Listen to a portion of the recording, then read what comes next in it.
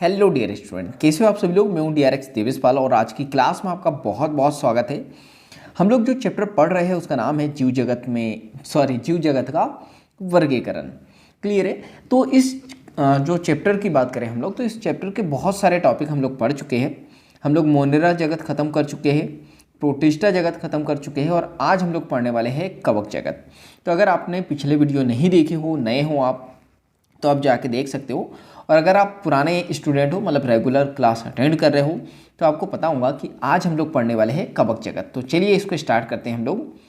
चलो, तो हम लोग कवक जगत की बात करें तो परपोषी जीवों में फंजाई कवक का जीव जगत में विशेष अद्भुत स्थान है। अब परपोषी क्या होते हैं? परपोषी यानी जो दूसरों पे आश्रित रहते हैं भोजन के लिए। क्लियर है।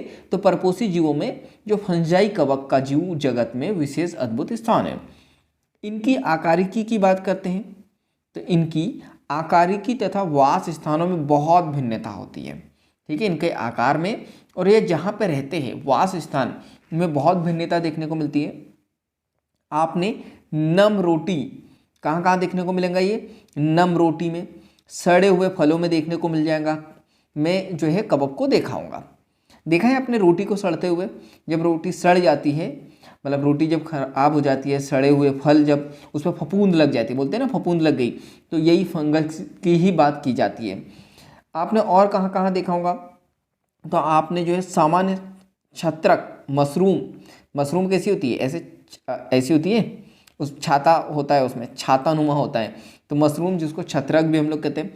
कुकुरमुत्ता, टोड स्टूल, कुकुरमुत्ता भी देखा होगा आपने। नहीं देखा होगा तो बाबा गूगल करना। तो यहाँ पे देखा होगा सरसों की पत्तियों पर स्थित सफ़ेद धब्बे परजीवी फंजाई के कारण ही होते हैं। तो जो सरसों की पत्ती होती है और उसमें जो सफ़ेद धब्बे पड़ जाते हैं, तो जो है फंजाई की वजह से ही हो रहे हैं वो। इसके बाद हम लोग बात करते हैं एक कोश की फंजाई, जैसे कि यीस्ट का उपयोग आपने रोटी या बियर बनाने में देखा होगा। तो ये याद रखना, यीस्ट कहाँ कहाँ यूज़ होता है? रोटी तथा बियर बनाने के लिए यूज़ होता है। मतलब रोटी में जो आटा आप देखते हो ना, कि जो आटा लगता है तो उसमें जो है यीस्ट की वजह से ही लगता है।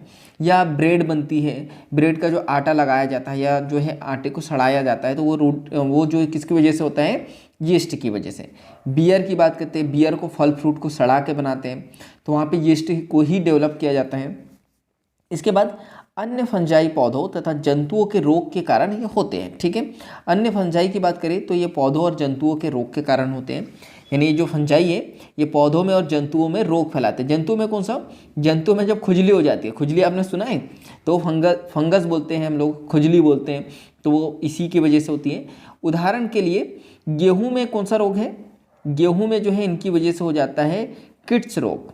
ठीक है, किट्स रोग कौन सा? पक्सिनिया के कारण होता है। किट्स रोग एक फंगस है, उसका नाम है पक्सिनिया, इसके कारण होता है। कुछ फंगस जैसे पेनिसिलियम, ठीक है, पेनिसिलियम की बात करते हैं हम लोग, तो पेनिसिलियम से प्रतिजैविक यानी एंटीबायोटिक का निर्माण होता है। तो कभी तबीयत खराब हो जाती है तो आप एंटीबायोटिक टेबलेट खाते हो, तो वह पेनिसिलियम से ही बनती है। और पेनिसिलियम क्या है?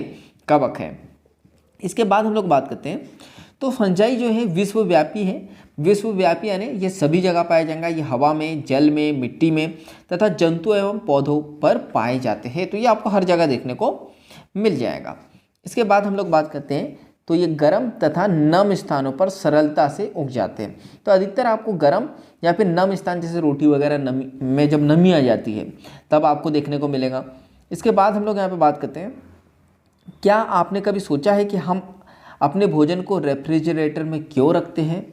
तो एनसीईआरटी माता बोलती है हाँ, इससे हम अपने भोजन को बैक्टीरिया अथवा फंजाई के कारण खराब होने से बचाते हैं।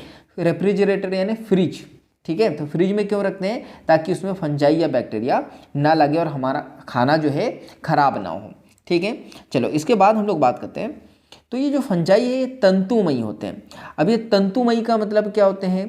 तो हम लोग यहाँ पे बात करते हैं तंतुमय यानी बहुत सारे तंतुओं से मिलकर बना होता है। लेकिन यीस्ट जो एक कोश की है इसका अपवाद है। ठीक है, तो ये याद रखना, फंजाई कैसे होते हैं? तंतुमयी। देखो ऐसे ऐसे ऐसे ऐसे, तो बहुत सारे तंतु होते हैं इसमें। लेकिन ये यीस्ट में की बात करें, लेकिन यीस्ट जो एक कोश की है ये इसका अपवाद है, क्योंकि वो तंतुमय नहीं होते हैं। ये लंबी पतले धागे के समान जो है संरचना आपको दिखाई देंगी। ठीक है, कैसी दिखाई देंगी? पतले धागे की तरह। तो ये आपको समझ में आ गया। इसके बाद हम लोग यहाँ पे बात करते हैं नेक्स्ट। तो पतले धागे के समान संरचना दिखाई देती है जिन्हें आप लोग क्या कहोगे? कवक तंतु। तो ये मोस्ट इंपॉर्टेंट याद रखना है, कवक तंतु, जिसको इंग्लिश में कहा जाता है यहाँ पे हाइपी। ठीक है, यह हाइपी, तो ये आपको याद रखना है, ये कवक तंतु हाइपी कहते हैं, जो कैसे दिखाई देंगे आपको? पतले धागे के समान जो है संरचना दिखाई देंगी। कवक तंतु की बात करते हैं तो कवक तंतु के जो जाल होते हैं, ठीक है, तो कवक तंतु के जो जाल को हम लोग क्या कहते हैं? कवक जाल, यानी कि माइसीलियम। क्या कहते हैं हम लोग? माइसीलियम। जैसे मैं बताता हूँ आपको, देखो, तो ऐसे धागे होंगे। 1 मिनट, देखो, ऐसे ऐसे ऐसे ऐसे धागे होंगे, तो इनका जो पूरा ग्रुप होगा इसको हम लोग क्या कहेंगे? इनके पूरे जाल को हम लोग कहेंगे माइसीलियम। क्लियर, समझ में आया? इसके बाद हम लोग यहाँ पे बात करते हैं नेक्स्ट। तो यहाँ पे कुछ कवक तंतु सतत नलिकाकार होते हैं जिनमें बहुकेंद्रकी कोशिका द्रव्य यानी साइटोप्लाज्म भरा होता है, जिन्हें संकोशिकी कवक तंतु कहते हैं।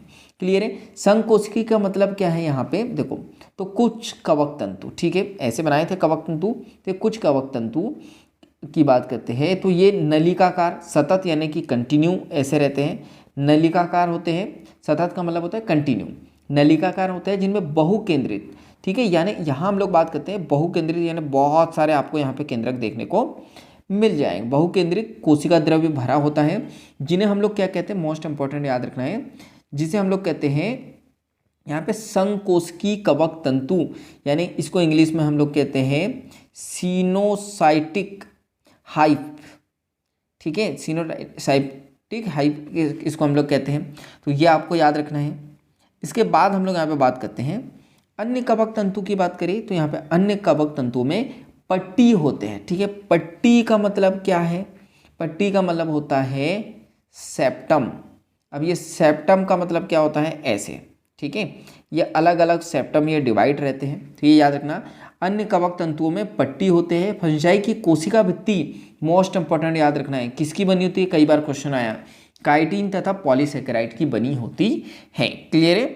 चलो, इसके बाद हम लोग बात करते हैं, तो यहाँ पे अधिकांश फंजाई परपोषित होते हैं। परपोषित यानी कि दूसरों पे जो है पोषण पे निर्भर रहते हैं, दूसरों से पोषण लेते हैं। ये मृत ब्रस्ट्रेट से घुलनशील कार्बनिक पदार्थों को अवशोषित कर लेते हैं। अब ये एनसीईआरटी ने क्या लिखा है ब्रस्ट्रेट, पता नहीं, शायद मिस हुआ होगा कुछ, तो आपको ये याद रखना है बस कि जो मृत पदार्थ होते हैं उससे घुलनशील कार्बनिक पदार्थों को ये अवशोषित कर लेते हैं। इन्हें हम लोग क्या कहते हैं? मृत जीवी। अच्छा, ये ब्रस्ट्रेट नहीं है, सबस्ट्रेट है। ठीक है, तो एनसीईआरटी ने गलत लिख दिया, मृत सबस्ट्रेट। ठीक है, क्या लिखा है इसको? मृत सबस्ट्रेट। क्लियर है? ये इंग्लिश एनसीईआरटी में आपको देखना पड़ेगा। तो यहाँ पे डेड सब्सटेंस को बोला जाता है, डेड सब्सटेंस, तो इसको लिखा है मृत, और इसको जो हिंदी में नहीं लिखा है तो मृत क्रियाधार इसको हम लोग कहेंगे। क्लियर है? क्या कहेंगे? मृत क्रियाधार, या फिर जो है मृत सबस्ट्रेट यहाँ पे लिखा हुआ है। तो वो घुलनशील होगा और वहाँ से जो कार्बनिक पदार्थ निकलेंगे उसको ये अवशोषित कर लेता है, और इन्हें हम लोग कहते हैं मृत जीवी। क्लियर है? जो फंजाई सजीव जीव पौधों तथा जंतुओं पर निर्भर करती हैं उन्हें हम लोग कहते हैं परजीवी। यानी ऐसी फंजाई जो सजीव पौधों पर, यानी जिसमें जीवन होगा उसको सजीव कहते हैं, तो पौधों और जंतुओं पे जो निर्भर करेंगे अपना पोषण उसे परजीवी कहेंगे। ये शैवाल तथा लाइकेन के साथ तथा उच्च वर्गीय पौधों के साथ कवक मूल बनाकर भी रह सकते हैं। ऐसे फंजाई को सहजीवी कहते हैं। मोस्ट इंपॉर्टेंट, कई बार क्वेश्चन आते हैं तो आपको याद रखना। इससे पहले भी मैंने बताया माइकोराइजा क्या होता है? सहजीवी संगठन, यानी एक दूसरे के साथ में ये जो है साथ में रहते हुए ये जीवन यापन करते हैं। देखो, इसको ऐसे समझो, ये पेड़ है, ठीक है, तो यहाँ पे बहुत सारा फंगस लग जाता है जड़ में। क्लियर है? अब हम लोग यहाँ पे बात करते हैं कौन कौन रहता है? लाइकेन और शैवाल। ठीक है, तो आपको ये याद रखना है, मैंने पढ़ाया था आपको लाइकेन और शैवाल, इन दोनों के संबंध को हम लोग क्या कहते हैं? इसको हम लोग कहते हैं माइकोराइजा। तो ये याद रखना है, ये शायद मैंने आपको पढ़ाया था, प्लांट फिजियोलॉजी में ये पढ़ाया हुआ है। ठीक है, चलो, तो माइकोराइजा आपको याद रखना, माइकोराइजा, शैवाल और लाइकेन ये आपस में मिलकर बनाते हैं। तो तो इनके संबंध को हम लोग क्या कहते हैं यहाँ पे, माइकोराइजा। क्लियर है। सो 1 मिनट। उदाहरण क्या है, लाइकेन। ठीक है, तो लाइकेन उच्च वर्गीय के साथ कवकमूल बनाते हैं। अच्छा कवकमूल, माइकोराइजा को ही कवकमूल कहते हैं, ये याद रखना। ठीक है, तो ये याद रखना इंग्लिश में, क्योंकि क्वेश्चन आता है माइकोराइजा से। क्लियर है। तो माइकोराइजा क्या है, तो हम लोग बात करते हैं माइकोराइजा जो शैवाल और लाइकेन के साथ जो उच्च वर्गीय पौधों के साथ कवकमूल बनाकर भी रह सकते हैं, यानी माइकोराइजा बनाकर भी रह सकते हैं। ठीक है, चलो तो अब हम लोग यहाँ पे बात करते हैं क्या क्या हुआ। जैसे ये लाइकेन और शैवाल आपस में क्या कर रहे हैं, ये कोरिलेट कर रहे हैं, मतलब ये क्या कर रहे हैं, तो यहाँ पे समझो ये तथा उच्च वर्गीय पौधों के साथ। ठीक है, तो यहाँ पे हम लोग देखते हैं, ये मैंने बना दिया उच्च वर्गीय पौधा, यहाँ पे ये जो है फंगस लगी हुई है। ठीक है, ये उच्च वर्गीय पौधा है, तो देखो ये है फंगस। ठीक है, क्या है ये, फंगस है। और ये उच्च वर्गीय पौधे जो है ये फंगस को क्या दे रहे हैं, ग्लूकोज। ठीक है, ये ग्लूकोज दे रहे हैं। अब ये फंगस क्या कर रहा है, तो यहाँ पे ये इसने सरफेस एरिया बढ़ा दिया है, जिसकी वजह से जो जड़ में जो आयंस है, क्लियर है, और H2O है, यानी कि वाटर बहुत अच्छे से यहाँ पे चले जाता है, जिसकी वजह से ये जो उच्च वर्गीय पौधा है ये फोटोसिंथेसिस बहुत अच्छे से कर ले रहा है। क्लियर है, तो ये सहजीवी है ना, दोनों को मदद मिल रही है। क्लियर है यहाँ तक के। चलो इसके बाद हम लोग यहाँ पे बात करते हैं नेक्स्ट। तो ऐसा ही जो है किसके साथ होता है, शैवाल के साथ। देखो शैवाल क्या होता है, शैवाल यानी एल्गी। आपने तालाब के किनारे कज्जी देखी है, उसी को हम लोग शैवाल कहते हैं। ठीक है, तो शैवाल क्या करता है, यहाँ पे ये भी फंगस के साथ जो है रिलेशनशिप बनाता है, यानी कि ये क्या करता है, यहाँ पे शैवाल में ये इस टाइप से जो है फंगस लगता है, तो सरफेस एरिया को बढ़ाता है। क्लियर है, और वही जिसकी वजह से जो मतलब शैवाल में H2O और मिनरल्स जो होते हैं, क्लियर, वो बहुत अच्छे से चले जाते हैं। क्लियर है, तो ये आपको लाइकेन के साथ भी देखने को मिल जाएगा। तो ये शैवाल तथा लाइकेन के साथ में कौन किसकी बात कर रहे हैं, यहाँ पे फंगस की। तो ये शैवाल के साथ, देखो ये फंगस शैवाल के साथ सहजीवी रूप में जीवन जिएगा, तथा लाइकेन के साथ। ठीक है, ये लाइकेन के साथ भी जुड़ जाएगा, और तथा उच्च वर्गीय पौधे, तीन चीज बताई गई है आपको यहाँ पे। ठीक है, ये तीनों के साथ मिलके जो है कवक मूल बनाकर भी रह सकता है। कवक मूल का मतलब क्या है, माइकोराइजा। क्लियर है यहाँ तक के। चलो तो ये याद रखना है। तो ये सहजीवी, ऐसे फंजाई सहजीवी कहलाते हैं। सहजीवी मतलब एक दूसरे की मदद करते हुए जीना।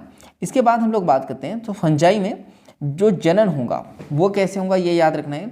तो जनन यहाँ पे कायिक खंडन के द्वारा होगा, खंडन के द्वारा होगा, मुकुलन के द्वारा होगा, और अलैंगिक जनन बीजाणु जिसे कोनिडिया कहते हैं, अथवा बीजाणुधानी अथवा चल बीजाणुधानी द्वारा ये होता है। क्लियर है, तो आपको ये याद रखना है कि यहाँ पे ये सब क्या है, ये जो है 12th में बताया मैंने आपको कि अलैंगिक जनन के कितने टाइप होते हैं। जैसे कायिक खंडन, खंडन का मतलब क्या होता है, कोई चीज़ का दो भागों में टूट जाना। विखंडन भी वही होता है। ठीक है, मुकुलन क्या होता है, मुकुलन की बात करते हैं, जैसे ये यीस्ट है, ये ग्रो करेगा यहाँ पे छोटा सा मुकुल आ जाएगा। क्लियर है, फिर ये अलग हो जाएगा। अब बीजाणु की बात करें, या जैसे कोई जीव है आगे जाके बहुत सारे बीजाणु में बन जा रहा है, ठीक है, जिसे हम लोग कोनिडिया कहते हैं। अथवा धानी बीजाणु, धानी बीजाणु का मतलब क्या होता है, जो बीजाणु हैं एक धानी के अंदर जो है रहेंगे, तो इसको हम लोग क्या कहते हैं, बीजाणुधानी। और अगर ये चलनशील है तो इसको चल बीजाणु कह देंगे। तो ये सब अलैंगिक जनन के टाइप है। इसके बाद हम लोग बात करते हैं लैंगिक जनन, इस जो है ऊस्पोरा, या तो चलो ये जो है, चलो मैं इतना तो पढ़ ही लेते हैं। तो यहाँ पे ये लैंगिक जनन है। क्लियर है, तो ये लैंगिक जनन हम लोग देखेंगे नेक्स्ट क्लास में। अभी तो हम लोग क्या देखा, अभी तक के हम लोगों ने देखा अलैंगिक जनन। क्लियर है, तो ये आज हम लोगों ने जो है कवक के बारे में बेसिक इंट्रोडक्शन देखा कि क्या होता है, कहाँ पाया जाता है, ये सारी चीज़ें देखी। तो एक बार ये आप पढ़ लो।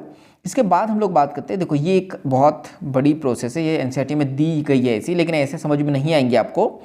तो इसको हम लोग जो लैंगिक जनन है, इसको हम लोग जो है नेक्स्ट क्लास में देखेंगे। क्लियर है, फिर उसके बाद 1 बाय 1 हम लोग स्टार्ट करेंगे कि फंगस के कितने टाइप होते हैं। तो सबसे पहले जो है फाइकोमाइसिटीज़, फिर जो है एस्कोमाइसिटीज़, बेसिडोमाइसिटीज़, ये सारी चीज़ें अभी आगे हम लोग ये देखेंगे। क्लियर है, तो आज के लिए तो इतना ही। तो जल्दी से आप वीडियो को लाइक कर दो और मुझे कमेंट्स करके बताओ क्लास क्या हेल्पफुल है आपके लिए, यस या नो। अगर क्लास हेल्पफुल है तो यस टाइप कर देना है और इस वीडियो को ज़्यादा से ज़्यादा शेयर कर देना है, क्योंकि जब हम दूसरों की हेल्प करते हैं तो ये नेचर हमारी हेल्प करता है। और नए हो तो चैनल पर जल्दी से सब्सक्राइब कर दो और बेल आइकन को दबा दो, ताकि ऐसी ही वैल्यूबल क्लास जब भी डले तो सबसे पहले नोटिफिकेशन आपको मिल जाए, वरना क्लास मिस हो जाएंगी आपकी। तो बाकी हम लोग मिलेंगे नेक्स्ट क्लास में इस तरह हंसते हुए, मुस्कुराते हुए और लाइफ में आगे बढ़ते हुए। तो जब तक के लिए thank you, bye bye and go for success.